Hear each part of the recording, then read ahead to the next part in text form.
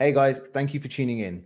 Today on the show is someone I'm blessed to call my friend and my client who definitely knows what it's like to go down a specific path in life and then pivot and start entirely from scratch to follow their dreams. My guest today is none other than Yasmin Karimi. Yasmin started her career in law and recognized that her career didn't tick all the boxes for her when it came to following a life of passion, fulfillment, and purpose. Since leaving law and deciding to pivot, she decided to learn about the beauty and well-being industry by starting as a sales assistant in Harrods and spent her time and energy focusing on creating exceptional products and services to help her clients. Yasmin has found success in life through makeup artistry, wedding planning, leading to ultimately creating her own line of beauty and well-being products. In between that, she also found the time to star in a reality TV show here in the UK called Desi Rascals. Yasmin, thank you so much for joining me on the show. Hi, Dipesh. How are you?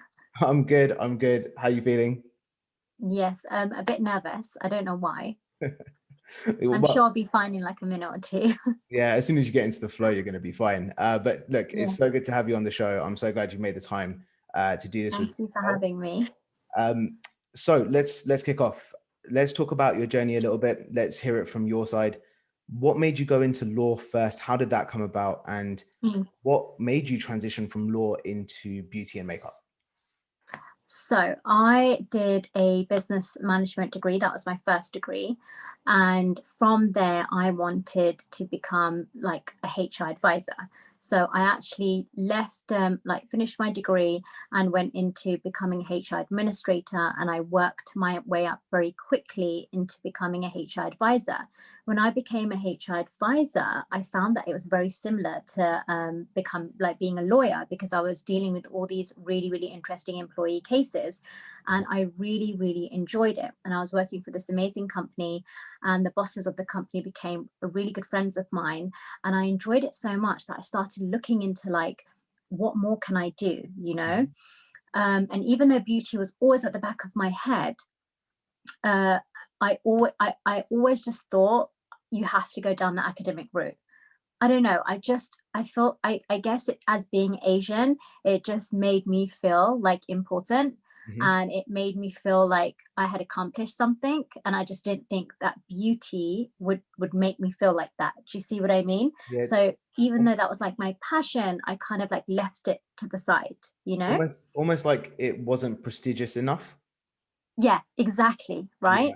And when people thought about beauty back then, like what, 10 years ago, like Mhm. 15 years ago, they just thought, oh, she's just a makeup artist. Yeah. Like, there's so much in beauty, but back then, people were like, if you say beauty, it's makeup artist. Anyway, so then from then, my bosses really supported me, and they were like, why don't you become like a lawyer? Why don't you go back and do like your law degree? And I thought, oh my God, like maybe that's what I should do. So anyway, they really supported me, and I did a law degree in 1 year, which was really intense. I regretted every minute. I was like, why did I get back into education? So I did that. And then I was fortunate enough to get a job in a magic circle firm. Mhm. And for anyone that's like watching, by the way, it's not easy getting into a magic circle firm. However, you've got to be smart in life, right? Sometimes going down the direct route isn't always your answer. So what I actually did, like everyone used to say to me, there's absolutely no way you're going to get a job in a magic circle firm. You need like first, you need to be like gone to like Cambridge or Oxford or like King's or something like that. But I was so determined that I actually worked full time in a law firm, in a medium-sized law firm Mhm. in Stratford. But after I'd finish work at 7:30, 8 o'clock, and I would actually go into Clifford Chance and volunteer work like litigation. The most tedious thing I ever did, but that enabled me to make contacts and like meet people. And eventually I ended up getting a job that I ended up getting a job in Clifford Chance. When Which is I got that amazing. job, yeah, it was amazing. It was my dream come true, and I always like envisioned myself like, going up to Clifford Chance in Canary Wharf. It was like the most incredible experience ever. Mhm. But it's as almost when I got it, it was just not satisfying. It I was just like, well, I've achieved this now. Do I really want to do this? There's so many people that die for the position that I have, wanting, you to do their, law convert, like law courses, whatever, and become lawyers in magic circle firms. But I don't even want this. So like, when my friends were ringing me up and they were just like, you're really lucky, and they were like really sad because it'd been like 2 years and they still didn't have jobs, I thought, no, I'm taking someone's position who really, really, really wants this, and I really don't. So I actually Okay. gave that position up. That's a huge amount of, I would say, self-awareness about the fact that you knew you didn't want it. Was there anything Hmm. specific that made you feel like you didn't really want it or that you wanted to move on?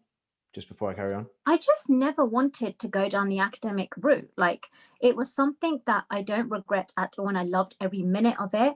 Fortunately enough for me, like, I'm one of those book smart people. So like, if I did any degree, I probably would have got the grades, right? Mhm. But that's why it was never challenging for me. Do you see what I mean? And for me, I wanted something challenging in my life. And I was just doing, I did 2 degrees, passed them, got amazing grades.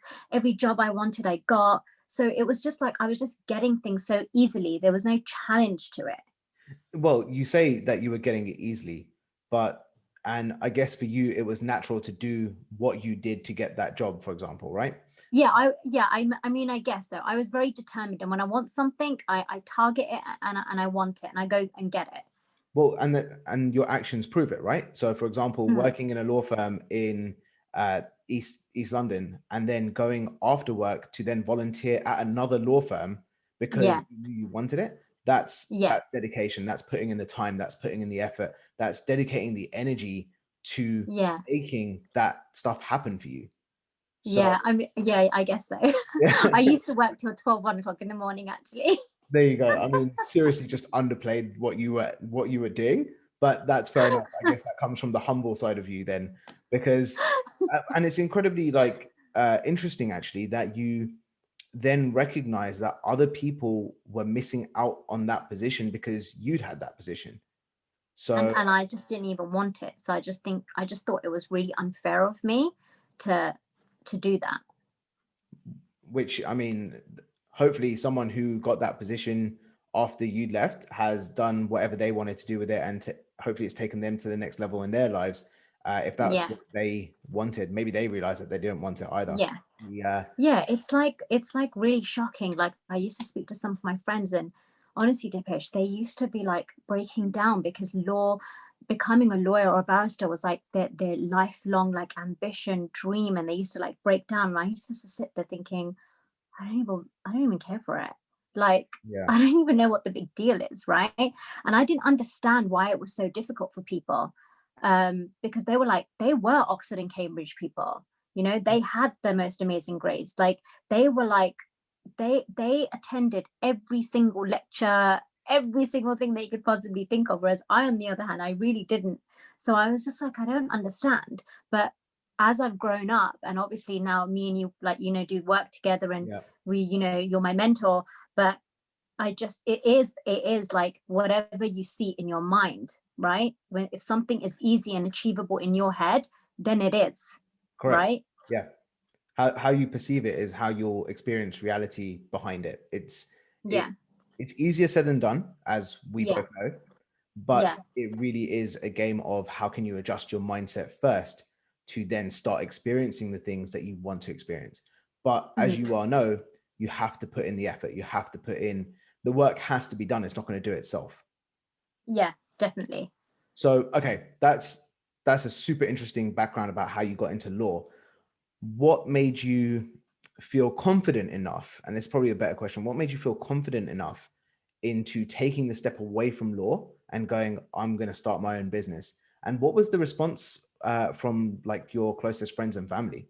Was it all support, or was there a lot of maybe you shouldn't do this? What did you go through? Okay, so can you still hear me? Because I've just turned my phone off silent, Yeah, so I you're don't get good. any. You're good. Okay, perfect.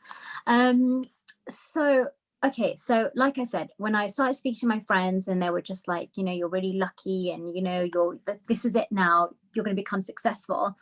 Um, I really like sat there and questioned myself, and I thought, do I really want this? Like, no, I don't. And then actually, initially, it was actually a money thing. In my head, I've always been very ambitious. And for me, there was like a cut off kind of ceiling point, right? Mhm. I never wanted to become like some big shot partner. It was never going to happen. Like I just never wanted that for my life. Like I'm a girl at the end of the day, and I want to get married and have kids. So that was always at the back of my mind. So I had to choose what I wanted to do sensibly, in terms of I'm always going to be a working woman because I'm so ambitious and I want to be super successful. But at the time of being super successful, I also want marriage and kids, Yeah. right? So I was never going to be partner. And then I thought, right, if I'm like a lawyer in a magic circle firm, what am I going to earn? What, £100,000, £150,000? And on top of that, I work like 16, 17 hours a day. Like, is it Mhm. really worth it? So I just like weighed up my options, and I just decided.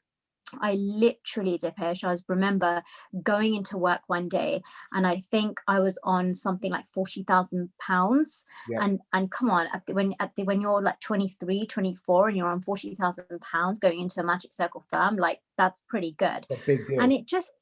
it just didn't, I didn't care how much I was getting paid.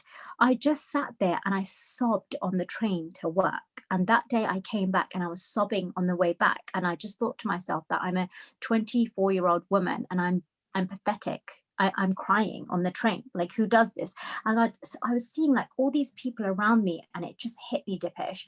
I saw all these people around me, and they were miserable. They were actually miserable. They were like not smiling. They were commuters. They were so serious. And I was like, I just felt really suffocated Mhm. sitting on that train, thinking, I do not want to be one of these people. I don't want to be like everybody else. I want to be different. I want to follow my dreams and my ambitions. And then I started thinking about my beauty brand. And there's one thing that I missed out when I was doing one of my exams for my law degree. Mhm. I remember there was like 9 exams, and I think I'd done about 7, and there was like 2 left. And the day before my exam, I don't know what came over me and possessed me, but I sat there not knowing anything about this exam, what I was going to do tomorrow. But I made an entire business plan on about my beauty brand one day. But in back then, it was like, I'll one day do this. I didn't Yeah. think it was going to come so soon. Do you see what I mean? Yeah. But I mean, it took over your mind so much that like your focus just went from, oh, I've got an exam tomorrow, to this just Yeah. needed to come out of you at that moment in time, right? Yeah. And at the time, I just thought to myself, "Oh, so what if I fail? Like, this is how much I was just like, I really don't care, right?" So yeah, so then that's what happened. And then I just decided, like, I walked in the next day, and I said, I quit. I don't want to do this. And I'm not the right person for this role, nor do I want to become a lawyer. I actually don't want this. And actually, there was something that happened to me, and I've never experienced racism. Okay. And I never thought it was a thing. And I never thought that, like, when people say, oh, in like magic circle firms, you only get like upper white, like middle class people, I never bought into that. It was never in my mind, and never have. And I still I don't know, I just don't put my thoughts on it. But Mhm. a partner called me into his office one day, and he said to me, what are you doing here? And I was just like, sorry, I don't understand. And Yeah. he was just like, what are you actually doing here? And I was just like, I'm not understanding your question. And I was like a bit scared of him. And he was actually a Bengali guy. So he was Asian himself. Right. And he was a partner. And he basically said to me, you're wasting your time. So stop the Legally Blonde Act. You know you're never going to get anywhere, and you should just get married and have kids. Whoa. And I was so taken back, Dipesh. I could not believe he had said that to me. He actually got into a lot of trouble because I told the partner that I was working for, Mhm. and he got into so much trouble. But I thought it was outrageous that he said that to me. Like, I could not believe it, because I was like performing. Do you know what I mean? Yeah. It's not like I wasn't understanding or not doing stuff, and the fact that he was Asian himself, and that he Yeah. said that to me. Do you see what I mean? So that also made me realize that, you know, I don't need to be around these kind of people. I don't need to be around people that just like judge, you know, and are looking at me because maybe I'm a woman. Do you see what I mean? Yep.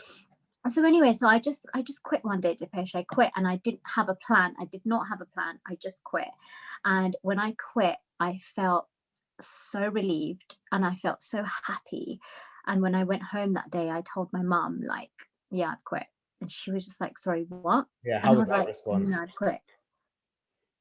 At the time, she didn't say anything because she just thought I was having some sort of major breakdown. But I she was annoyed. Like my family were annoyed at me. Yeah. They were just like, "You're 24 years old. You're not married. You've just quit like the most amazing job ever. Like, what are you doing with your life?" Mhm. And I just sat there thinking, I don't know what to do with my life, but it's certainly not this. Sounds like it's one of the most like liberating feelings that no one else understands, and everyone else just sits back Yeah, thinking, I just "Has didn't she lost care. her mind?" Yeah, yeah, yeah. People thought like everyone actually thought I'd gone crazy. Like they just thought that I was just like, I'm just having a major breakdown.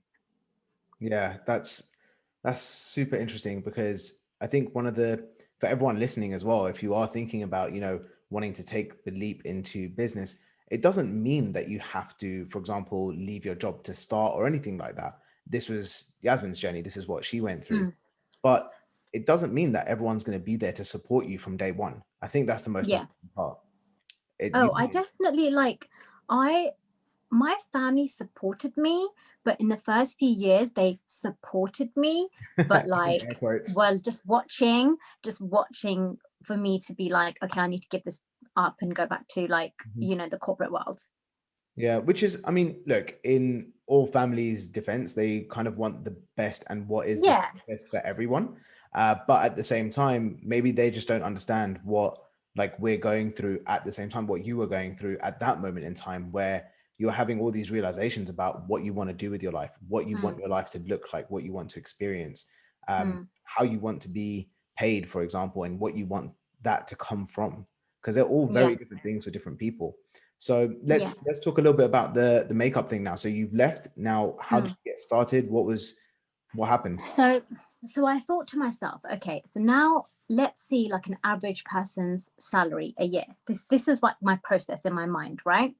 And I thought, okay, like back then, an average person's salary, I don't really know what an average person's salary is right now, but back then I thought if someone was earning really good money and they were really comfortable, it's like £30,000 a year, right? Yeah. So I thought to myself, right, if I can somehow earn £30,000 a year in what I'm doing, then I haven't really lost out on anything. Hmm.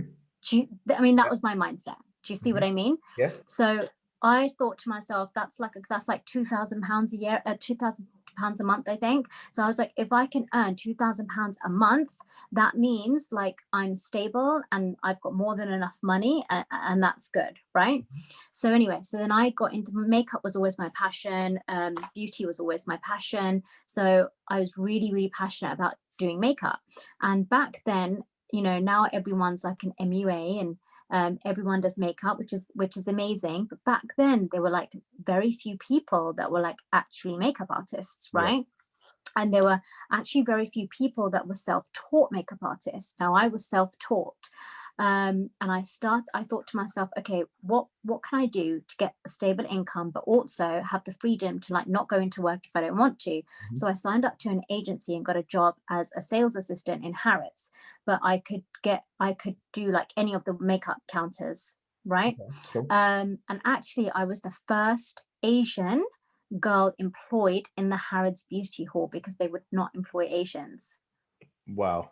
So for me, I just feel like I've always wanted to like kind of break that barrier, achieve something. Do you see what I mean? So the fact that I was like the first person ever employed in the Harrods Beauty Hall, like I was just so like happy about it because honestly, Dipesh, it was just white blonde people. So you were Honestly. the first. You were the first in there as an Yeah. Asian girl working in Yeah. the Harrods Yeah. Yeah. Yeah. department, which is a huge Yeah. accomplishment in itself. Yeah, definitely. It was amazing. And then obviously later that year, I think they started employing a few more, and they were kind of like trying to break that because I think a lot of the Arabs started coming into town back then. Hmm. So it was like a really big thing. So anyway, so then yeah, I started working there, and my logic for working there was like, hang on a minute, I want to be in Harrods one day. So what can I do? Like, there's nothing better than me working on the shop floor, making contacts with the beauty buyers, the managers, seeing buyer behavior, what they buy, what customers are into, what kind of questions they ask, how I can help them. So it wasn't about like, I didn't really care if I was a sales assistant. Do you see what I mean? Because obviously people just like looked down upon that. They're like, you've got 2 degrees, like why are you like degrading yourself by becoming a sales assistant? But I had a different agenda. Do you see what I mean? And I didn't really care what people thought about me. So anyway, so for a good year and a half, I was a sales assistant. And the best thing about it was I could work whenever I wanted. So I'd work about 3-4 days a week.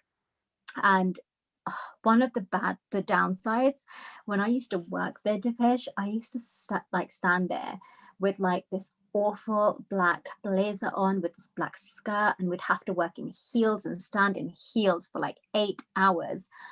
I just used to again sit there and be like, have I just made the biggest mistake of my life? Like, what am I actually I doing was with I my was just life? about to ask you, was there any point while you were doing this where you sat back and thought, you know what, I shouldn't have left law? Yeah, I was just like, what am I doing with my life? And I used to see all these like women like glamorous and walking with their like beautiful handbags and like outfits. And I used to sit there and look at them and think, what am I doing with my life? Like, seriously, you know what I mean? But I just had to remain focused. So it was so funny because I made so many friends, and we used to sit in like the canteen, and we just used to talk about how depressing Harrods was and how it was like the most awful job that anyone could ever have. Yeah. But then I used to sit there and be like, one day I'm going to be in Harrods, like one day I'm going to have a beauty brand and I'm going to do this. And I used to get like so inspired by that. And then my friends used to be like, you know what, Yasmin, yes, you will. And they used to like really, really encourage me. And I just like loved that. You know what I mean? Yeah. And then, yeah. And then from there, I started getting some of the princesses from Qatar, from Saudi, from like Dubai, coming to the Mac makeup counter. And they, because I was like the only Asian working there and I had like my makeup and stuff, they only wanted me to do their makeup. So they became my private clients then, and I ended up doing some of their weddings. So that was really fun because obviously I got paid a lot of money to do that, and they Yeah. used to like tip me lots. So then that's how I transitioned into them becoming a makeup artist and a freelance makeup artist. So I could then quit Harrods and literally just do makeup bookings. Hmm. And then from makeup bookings, doing weddings, I then thought to myself, it just hit me. And I just thought, hang on a minute, I'm doing a bride. She has a 3-day event. She has like usually the Mendi, the Barat, the Belima, right? So you usually have like a 3-day event. Like, why am I just doing one day? Yeah. Like, why am I not doing a package deal and saying, okay, I can do your makeup for all 3 days? Do you see what I mean? Yeah. So then that's what I started doing. I started offering them a package deal saying, yeah, for this, for one day, I charge this. For 3 days, I'll give you a discount and I'll do this because it's worth my time. I then end up making more money. And why do they need to like have 3 different makeup artists, right? Exactly. And then I realized they started asking me, do you know a hair artist? Do you know a henna artist? Do you know like a sari tire? Do you know this? They started asking me all these questions. And then I used to be like, yeah, actually, I do. But then I realized, hang on a minute, why am I not starting? It was called the YK Beauty Concierge. Hmm. Why am I not the beauty concierge right now? Do you Yep. see what I mean? Why So can't you then wise everything? yeah, exactly. So then it went from me doing like one bride to doing it for 3 days, and then like the immediate family, like the sisters and the mothers, and then it went on to like the guests. Yeah, so that happened, and that was in the UK. And then I expanded to international weddings, which was like one of the best times of my life. And I built a team of 40 artists, 40 different artists. And yeah, I used to go, to Europe, around the world, doing high profile destination weddings. And it was so fun and it was amazing. It was like such an incredible experience. Which is, well, it sounds amazing. I mean, being flown out, I'm guessing, for Mm. all the wedding days that you're out there. You get to enjoy the weather. You get to enjoy Yeah. the Yeah. different areas that you're going to see. It sounds incredible. Yeah. Just Yeah. off the back of that, what was your biggest learning from managing a team of 40 people? You know what? I loved it. I actually loved it because I just used to like see them working, and I just thought, oh my God, this is amazing. I cannot believe that I have built this team up. I've built this team up, you know? Mhm. And my priority was that everyone, A, is everyone working and doing their job, but B, they need to be like passionate about what they do and also enjoy themselves. Because I know that I've been in jobs which I've hated. I've really hated. So I made sure that the team that I built up were really passionate about what they did, because I wouldn't want anyone on my team that's just there for money purpose and that's it, Yeah. because it's never going to be a successful team. Do you see what I mean? Yeah, 100%. That the happiness factor, I would call it. Yeah. Like they've got to have passion, but you can have passion and then still not be happy about where you're working, because it Yeah, might not be the right. exactly. So, like passion and then happiness is what it sounds like you were collating together. Yeah. And if the Yeah. person had those attributes, you were like, okay, this person's a good fit. Yeah. Yeah, no, definitely. Okay. So that was important to me. And then yeah, that's what I did. Then at some point in that time, I launched my first product, Hmm. but it was like a product that I used to make in my kitchen, that I always did. And then from then, there was this one client that I did, and she was like super sweet, and she was one of my biggest clients. And she said to me, she really wanted to help me with my business. And she said to me, why don't you do some wedding favors, like some beauty wedding favors? Hmm. Like you could, in everyone's hotel rooms, we can have like a little sun factor, we can have like a little cream, a body oil. And I was like, oh my God, I would love to do this. Yeah. You know, and I was like, do you mind if I brand it like my own? And she was like, yeah, yeah, sure. Like do it. You know, it's the best way to like get your name out there. And I was like, oh my God, this is such an incredible opportunity. So then I did all that, and my family helped me do all that at home. We like made everything, packaged everything, and supplied her. I think she had like 1,000 guests, and that was amazing. And then yeah, that's it. It just really began from there. I was just so passionate about doing the photography, making my website, selling, talking about the ingredients that were in it. And at that time, I launched with 5 hair treatment oils. Okay. And that was the first product, the first. Yes, actually, no, the first product was my YK perfume, which no one actually knows about. Okay. Um, YK perfume, my hair growth oil, shampoo, and conditioner were my first products. Wow. And then Yeah. that's basically what started Yasmin Karimi as what people see now, correct? Yeah, basically. If you see my packaging, my old packaging, it's so funny, Dipesh. Like it's so cute. It's like, you know, when like your child goes to like kindergarten and they come back with like some amateur painting. Do you know My what? first products were so amateur. You know Like what? I can't believe Maybe it. there's a way to kind of bring that back as like the vintage YK package further down the line. Who By the knows? way, I Why do not? think that sometimes. I feel like it does need to come back, you know? Yeah, why not? I mean, if it's one of the first things you ever did, I'm pretty sure people would be interested in seeing exactly what it looked like. Yeah, and I still have those original formulations.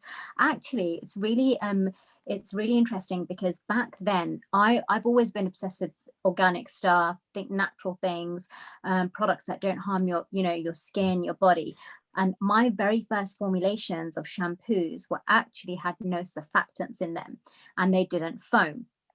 The annoying thing about that was the customer feedback that I would get is like, oh, your shampoo, I don't like your shampoo because it smells nice and it's so good, but like it doesn't foam. And psychologically, people want a shampoo to foam. Right. But I just felt like I was too much of a young new brand to now try and educate people, because if people are going to get a shampoo that doesn't foam, automatically they're not going to come back to me. They're going Mhm. to be like, no, this doesn't work. It's only all these years later, like 10 years later, people are now so educated about it. And now people are like, well, if it foams, then that means it's got surfactants in it, which is not safe for the hair. So now I'm having like the opposite problem. Do you see what I mean? Yeah. Yeah.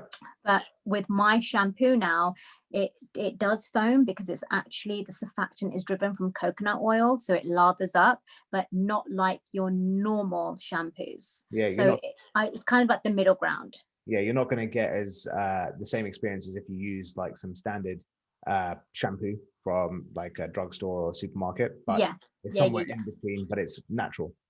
Yeah, exactly. And the thing is, like, these shampoos from like drugstores and stuff, they're really just for the purpose of washing your hair every day. They're like cheap and cheerful and they smell amazing, right? Mhm. And it's just like a feel good factor. But YK products are treatment based products, so I had to be really mindful in what I put in my products because they are treatment based products. So if I'm treating things like hair loss and alopecia and hair, things like that, I have to be really careful with what surfactants I use. Yeah, definitely. And do you know what? The first of all, just so I mean, we speak a lot anyway, but just so everyone else can hear, I'm sure they can. The energy that comes from you as you're speaking, the passion that comes through, like you can sense Yeah, it. And this is probably one of the reasons why you've managed to achieve the level of success that you have up to now, because you can sense the passion behind it. And it's not just passion, it's what we were talking about earlier. You've put in the work, you've taken yeah, the steps, you've done the research, you've it wasn't just like you worked in Harrods and decided to start a beauty brand. You've put in a lot of time and effort and then eventually come to this as the formulated business idea, which is yeah. good to see. And it just Actually, it's really funny because I said to you earlier that, like, when I was weighing up my options and I was like, oh, why am I going to work 16, 17 hours a day for this amount of money? I'm not joking. I probably work 24 hours a day. I work till about 2, 3 o'clock in the morning. I wake up in the morning and I'm working like, I think the other day I started working at 11 a.m. and from 11 a.m. till 3 a.m. in the morning, I I took 1 hour break in that.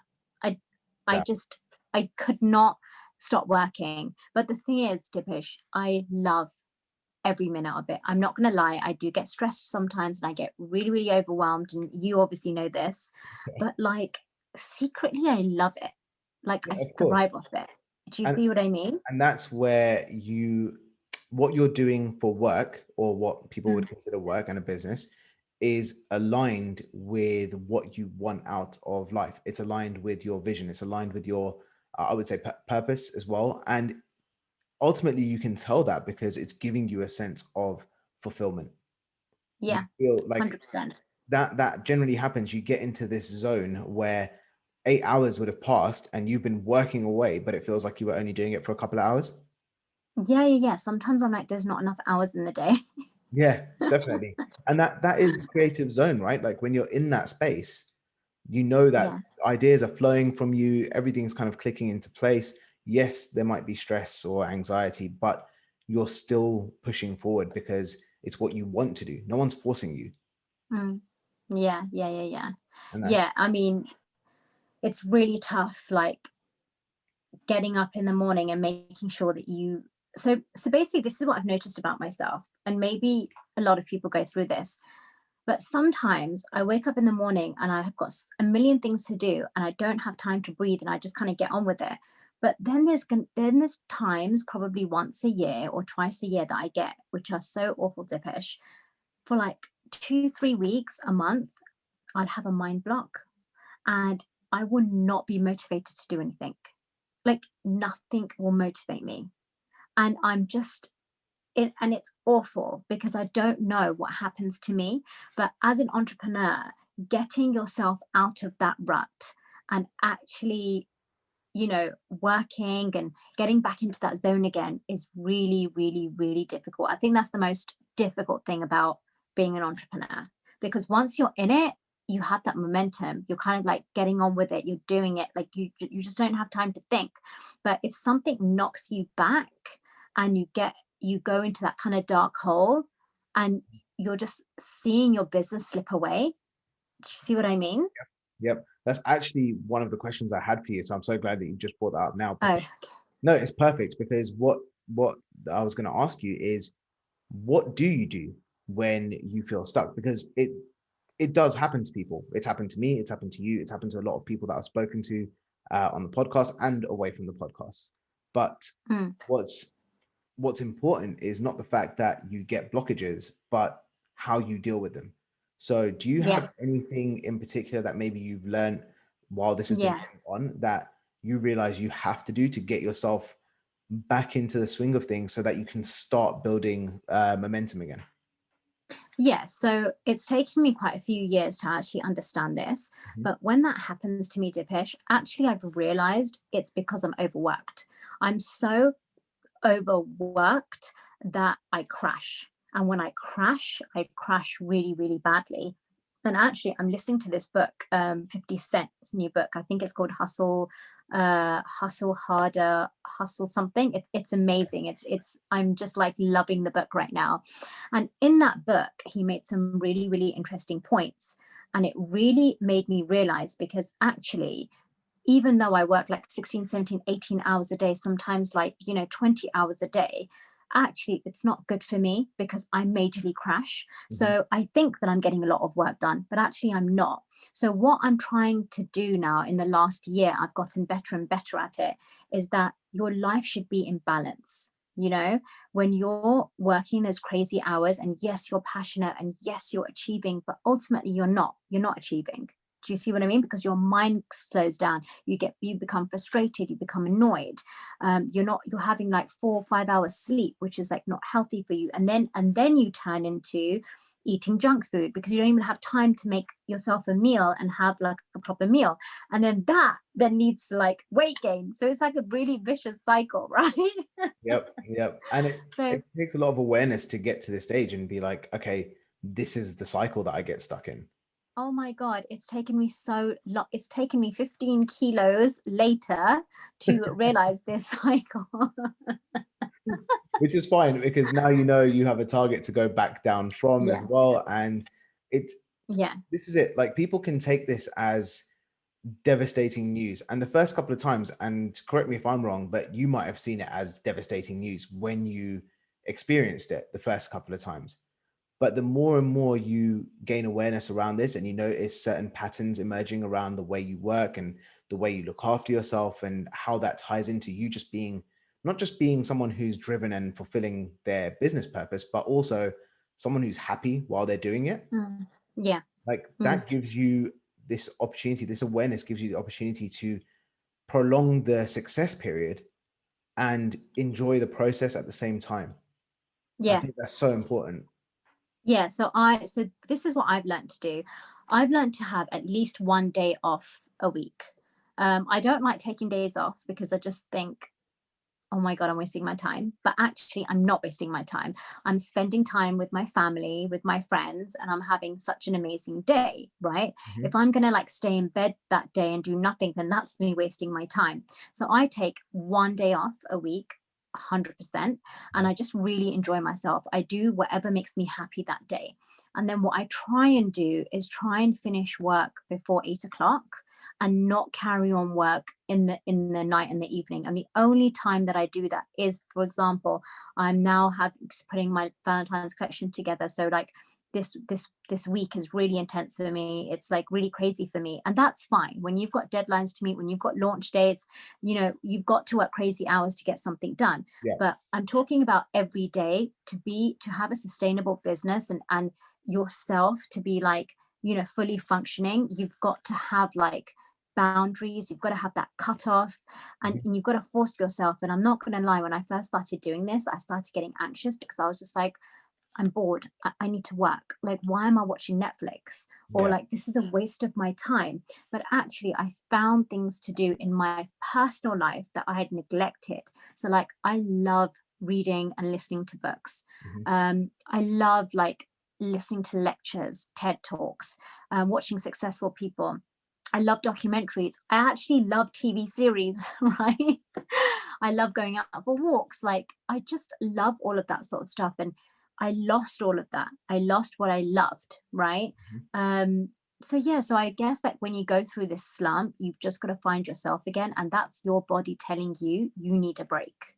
You need a break, and it's okay to take that break because actually, when you take that break, you become even more ambitious, motivated, you get fresh new ideas that you would not have thought about because your mind was so cluttered, your Yeah. body is so run down, you're just weak, and nothing is like registering in your head. There'd be times where I'll just be like, people would be saying something to me and I wouldn't understand what they were saying because inside I'm thinking, I don't even have time to listen to you. Like I've got so many things in my head right now, Always you busy, know? always running But at 100 yeah, miles an hour.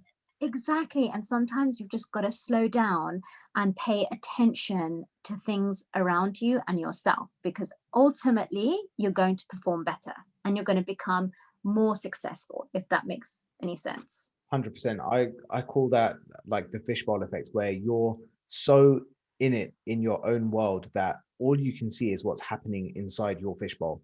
And Yeah. only when you take a step away from that can you actually see the bigger picture. Because otherwise, look, Mm. tunnel vision is good, especially when you're focused on trying to create a result.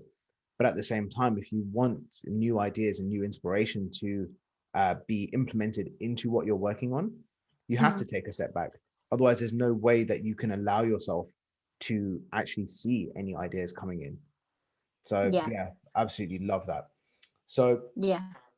let's, I'm going to come back to the business in a second, but let's talk about that little stint in the middle where you were on TV. How did that come Oh. about? Like, what was that like um for you? And have you done that before, or was that the first time? What happened? you know what, now I think back and I think I completely attracted that into my life, like completely. I never wanted to be an actress or a reality TV star or anything like that, but the whole showbiz and becoming like famous always attracted me.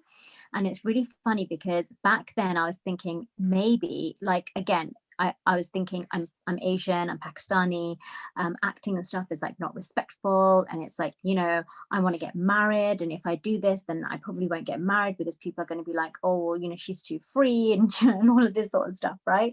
So then I thought to myself, oh my god, let me just like do some dramas.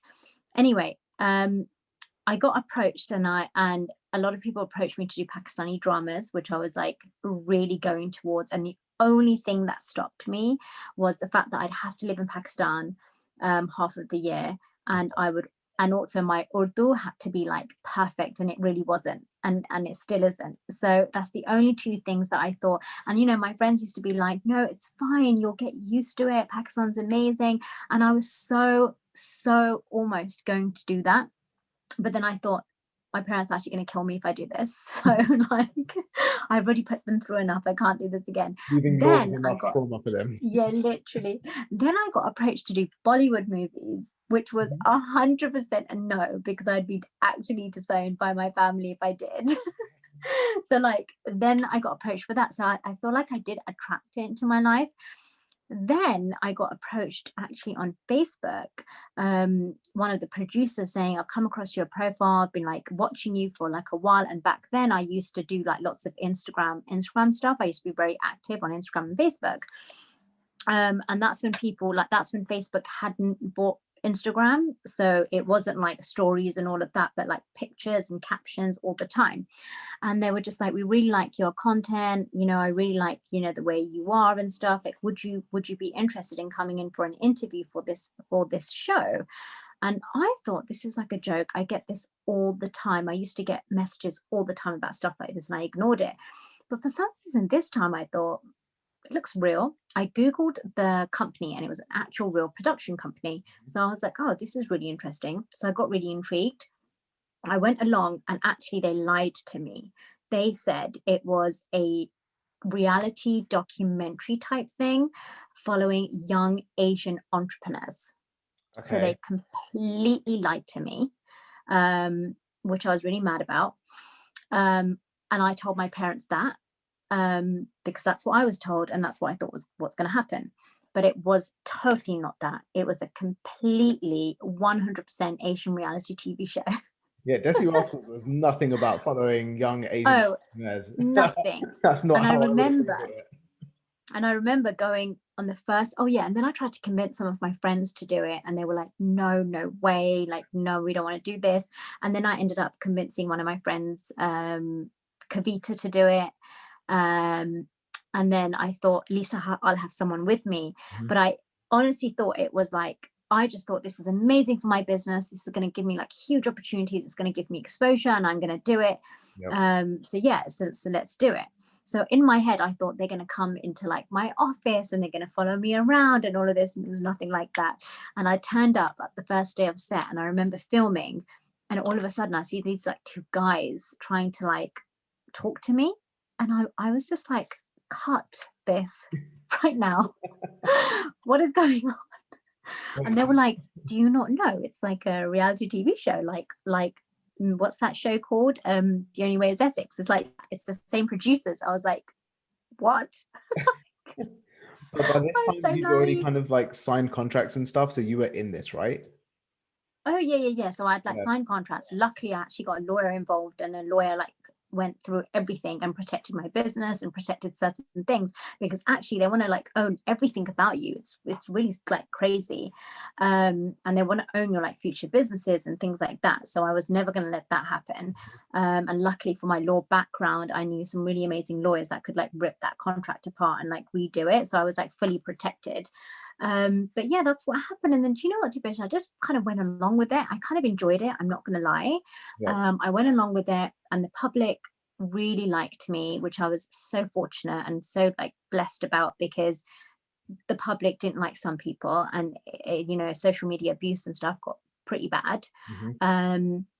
Yeah, so I just thought, you know what, for me, Dipesh, whatever I do in life, I have to be happy in it. And if I'm not happy and if I'm not enjoying it, you've got to put a stop to it. Yeah. That's just the way I live my life. And there were times in that show where I was so over the show, and I walked off set so many times because I was just like, I don't even care for this. But what I do care for is my self-respect, and how you're making me look, Hmm. because that's my reputation, you know. Yeah. And I still have like a family, and this is going to be on TV. So you might think that like there's some people that will do anything for fame, but I just was not one of them. Do you know what I mean? Yep. So yeah, so I just, when I stopped enjoying it, um it actually stopped, the show did. So I was just like, oh, thank God. Like, amazing. Now I can focus on my business. Well, my next question was, would you ever do it again? You know what, at this very moment in time in my life, now that, you know, I'm a lot older, Mhm. no, I wouldn't. Yeah. But I don't regret doing it. Mhm. I'm really glad I did it. It was an amazing experience. It was super fun, and it gave me a lot of exposure, which I'm super grateful for.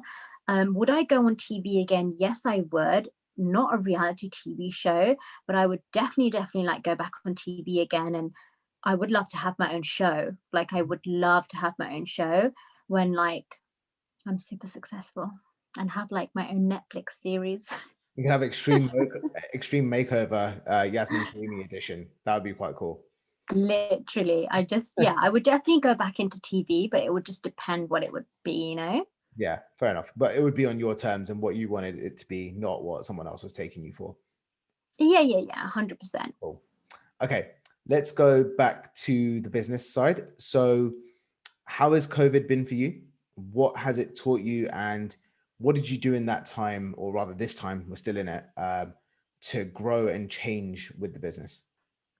Okay, so COVID has actually been amazing for me and my business. And that's because I'm so fortunate and so blessed to have the most amazing followers and amazing, like, loyal customer base. Um, but I just found that, because I guess people have a lot more time, I feel like I really made an effort to really connect with my customers and really connect with my following. And I feel like that made a huge impact, not only to me, because it makes me so happy, and speaking to my followers. And, you know, I started sending people voice notes because it would just be easier for me to voice note them, and seeing their reactions, connecting with them was like, it was amazing, Dipesh, and I really enjoyed that. And I never got a chance to ever do that because my inbox is always so full. So the few like every night, I look at a few of my messages, and if I can respond, I respond. And I actually really started enjoying it. But then in turn, they've become even more loyal to my brand. And I love the fact that I have that direct contact with them. Mhm. So yeah, and so I've done that, and I think that's a major change that I've done. even though I was always connected through stories and through Snapchat, but not like one-on-one, because This it's is very personal. difficult, This is this, personal now. exactly. This is like more personal. And I guess it's because I've had a lot more time. In 2020, I took a lot of time off work, a lot.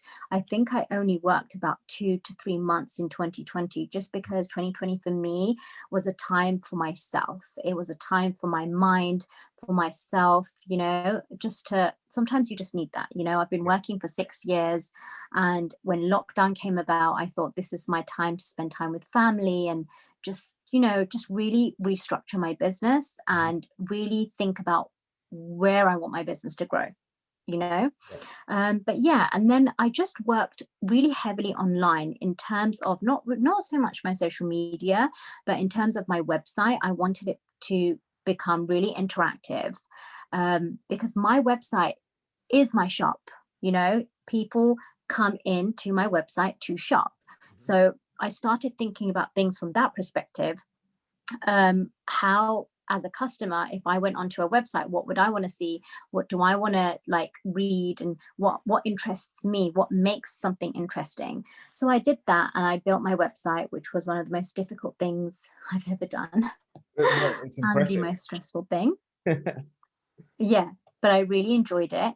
And that's it really. I just think I'm continuing to do that. I'm having lots of fun. And as much as I always say I want to go into retailers, I always find ways to make my website or my e-commerce like so much more fun and interactive, and try and do revenue generating activities that then the retail gets like kind of pushed aside. Do you see what I mean? Yeah, yeah. It's it's almost like you find another way to generate revenue, which actually just keeps you going, in a really positive way, actually. And retail is an opportunity. I know we've spoken about it a lot as well, which will have its time for sure. Mm, But right now, there's like obviously things that you're focusing on, and I think the time that you took during 2020 to really focus on connecting with your followers, that will always have a lasting huge impact from the way I see it, because you're ultimately focusing on nurturing your brand. yeah, Because tomorrow, if you decided to start an entirely different line of products, it's not the products that will sell, it's the people that follow you that will be buying. yeah, So they're following yeah, you, and you have taken the time to make that connection, which yeah, yeah. which is definitely a strong way to continue moving forward. Definitely. So, what is your vision in life? Like, what is it that you're working towards? What's the dream for you? My dream. Well, I always say this. My dream is to inshallah, get married and have kids. It's like my ultimate dream. But alongside that, I also want to become hugely successful in my business. I want my business to grow into a multi-million pound company. Um, yeah, that's it. Just makes me That's so it. happy, That's and I it. want to do both. Well, and as we've discussed many times, you can have both. It's never, Yeah, it doesn't have to be one or the other. You yeah, definitely. definitely can have everything. And for everyone listening as well, who feels like they're stuck between choosing between one thing that they want and another, Mm. um, you can have everything. I You think just need to be I willing to think put in the work. what I also think that a lot of people say it without realizing. I've actually always believed I can have both, but I feel like so many people say the opposite, that actually, even though subconsciously I know I can have both, my actions, like conscious actions, were opposite what I really think. So I've always like said that I can have my kids and get married and be a housewife as well as a really successful entrepreneur. Mhm. But like, people are always like, well, no, you can't. You're not a mother yet, and you don't know how difficult it is. And it's just like, okay, fair enough, but let me experience that myself. Maybe if I get married and have kids, it will be okay. Yeah, you guys were right. But until that happens, why am I going to have that mindset? Why am I already thinking about things like that? Do you see what I mean? So Yeah. actually, it really, really frustrates me when people are like, well, you're not a mother yet. So actually, you cannot do both. And it just really annoys me, because I'm just like, well, maybe you can't do both, but don't tell me what I can or cannot do. And then you get some guys that say, oh, I'm really focusing on my career right now, or I've got this huge project, so I'm going to like do this, and then I'll think about marriage, or I'll think about, pursuing my personal life. So you're right. Like, most people do think that I can only have one or the other. And if I get both, it's going to be too much and it's going to be too crazy and hectic, when actually that's not true. Like, I just really don't think that's true. Yeah, it's interesting because obviously people have their own circumstances, situations, and as a result of that, they form their own perceptions about what they believe is or is not possible. Yeah, yeah, But yeah. it's when, and I think it's common for people to do it anyway because our parents have passed on what they believe is the right way to do things or not, etc.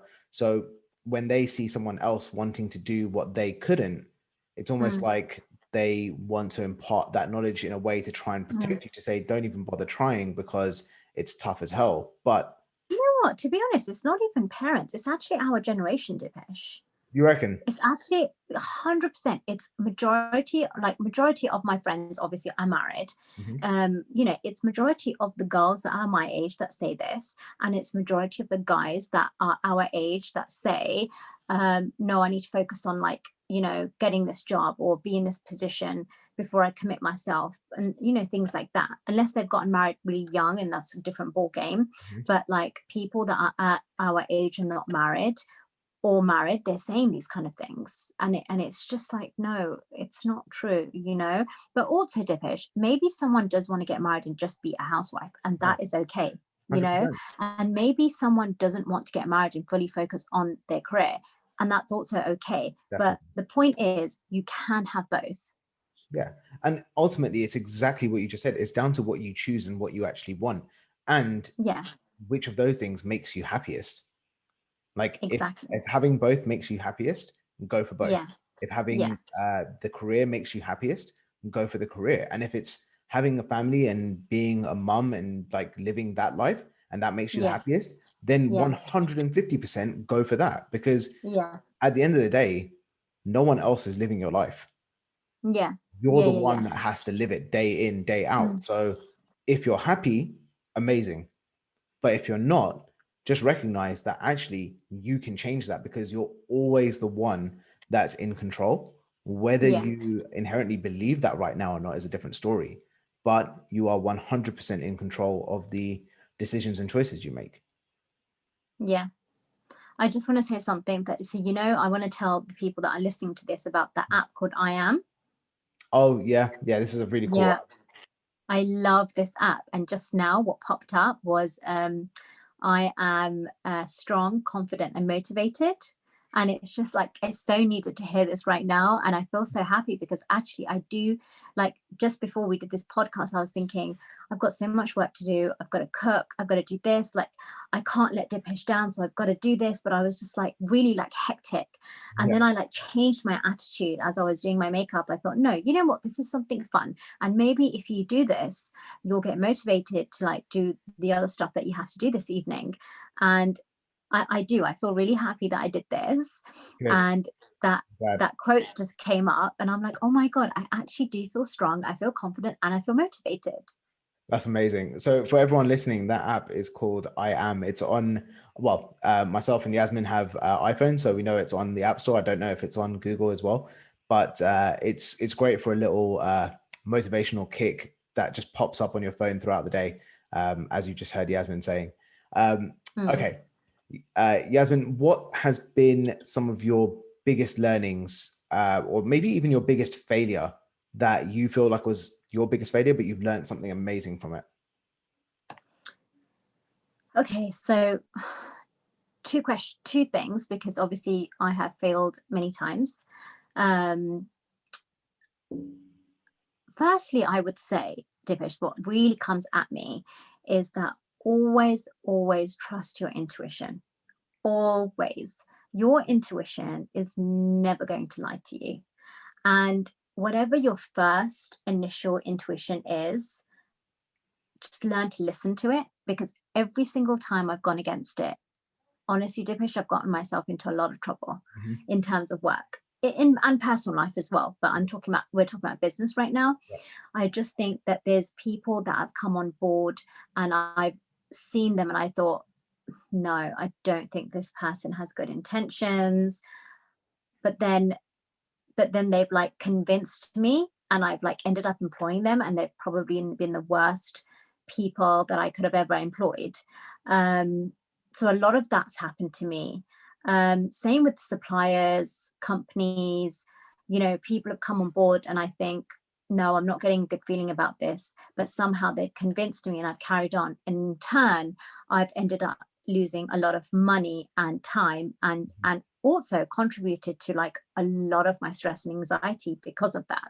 So I just came to the realization recently, which actually me and you spoke about, Mm-hmm. is that what's important for me and my life, both personal and business, is to have people around you that add value to your life, that make you happier, and that have good intentions and have a good heart. I think that's really, really important. Any person that contributes to like your stress levels or gives you a hard time, you need to like eliminate them like straight away, and that could be like a supplier, it could be an employee, it could be, it could be anything. Yeah, even Um, personal, I guess. yeah, even personal. So I think that's like one big, big thing that I've learned. Number two, do you know what? Be smart, like, meaning be good with how you spend your money is something that I'm learning massively. Um, and by that, I mean, there's nothing wrong with spending money, but have some sort of like spreadsheet where you can actually see what you're spending your money on, because that makes you more aware of like, okay, I've spent this much on this, I've got this much left, and it just makes you a smarter business person. Do you know what I mean? I think that's really important because I've never done that up until this year, and it's made a huge difference. And because of that, actually, Dipesh, I've become a really good negotiator, Mm-hmm. and I've actually gotten rid of services that I just think, what am I getting out of this right now? Yep. Because people are there to sell. I Mhm. have like companies that sell to me, and that they just sell to you and tie you up to a contract for 1 year, and then that's it. That's their job done. Yeah. But they don't really care about your business or how they can add value to your business. Do you see what I mean? Yep. So like, you've got to be aware and you've got to be smart to see, actually, what am I getting for this? And how is it adding value? And is this a good price?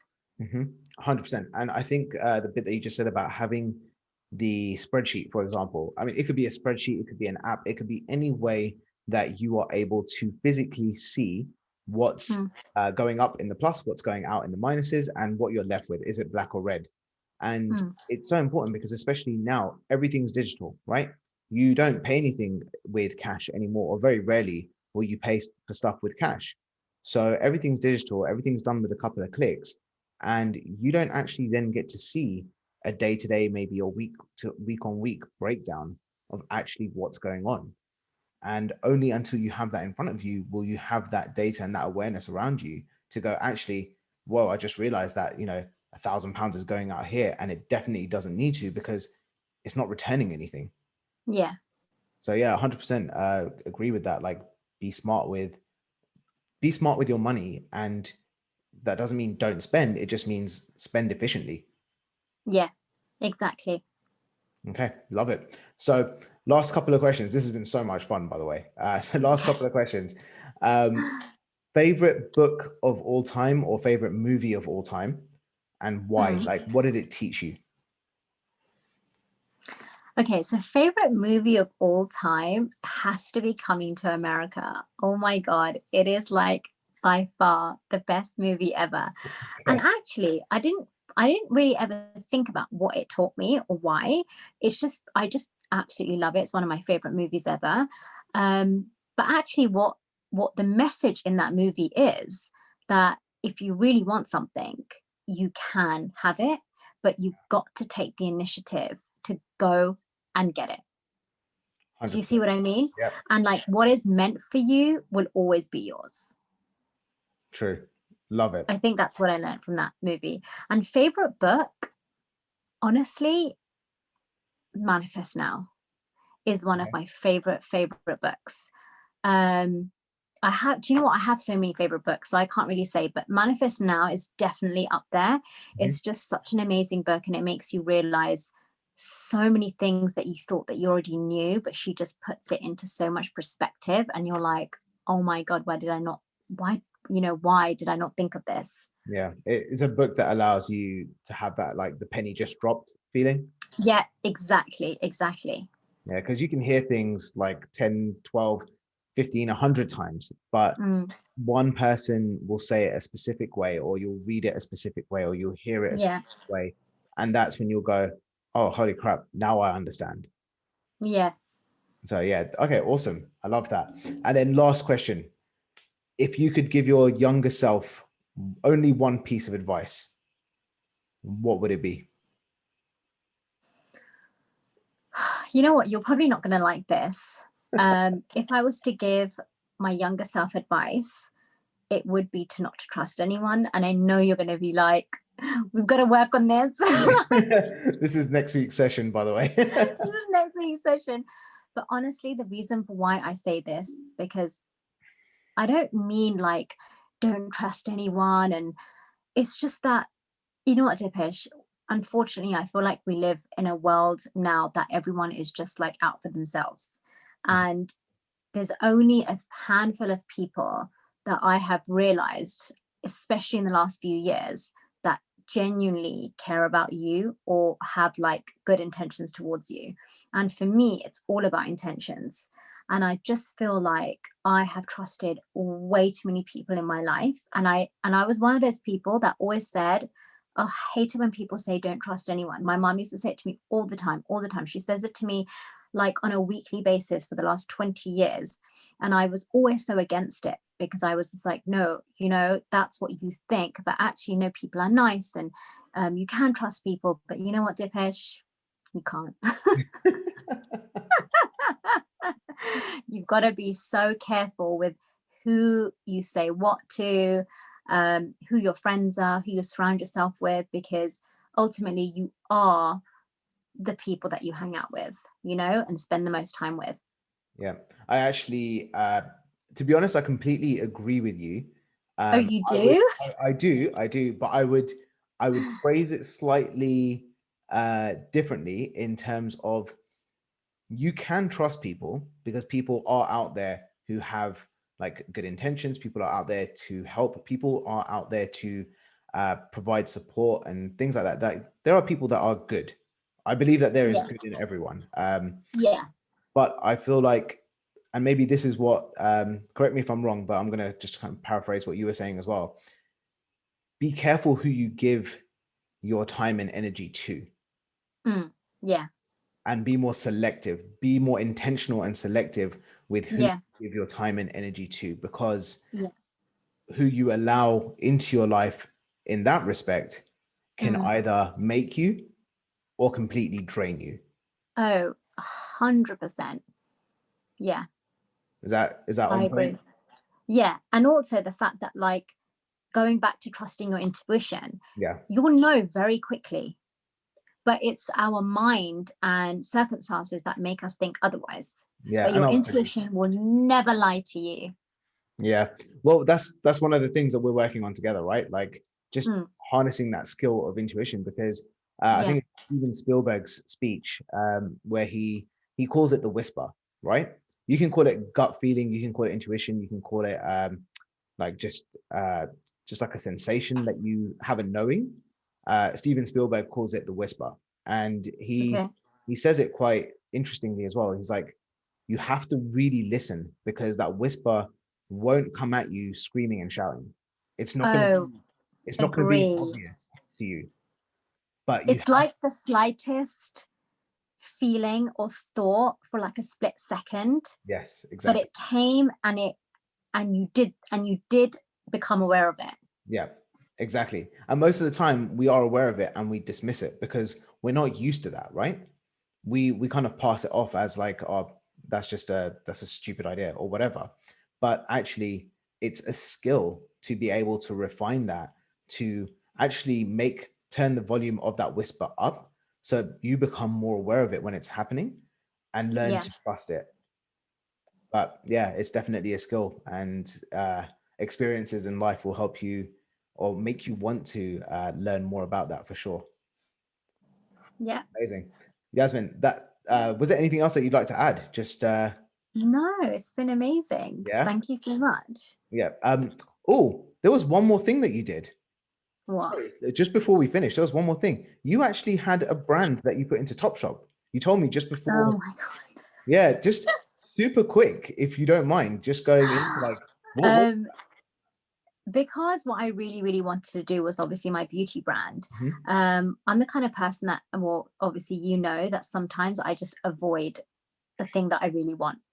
I avoid it. I'll do anything and I'll Yeah, avoid it. So I wanted my beauty brand and I did everything to avoid it because I was like, I just had so much fear around it that I ended up launching another brand that I did not care about. But I was the first person in UK and Europe to launch silver and gold temporary tattoos, and they went viral and they got stocked in Harvey Nichols, in Topshop, and a number of other retailers, and they kept selling out and they were amazing. But Dipesh, like, really couldn't care for it. Like, I just didn't care because it was just a distraction and it was past time.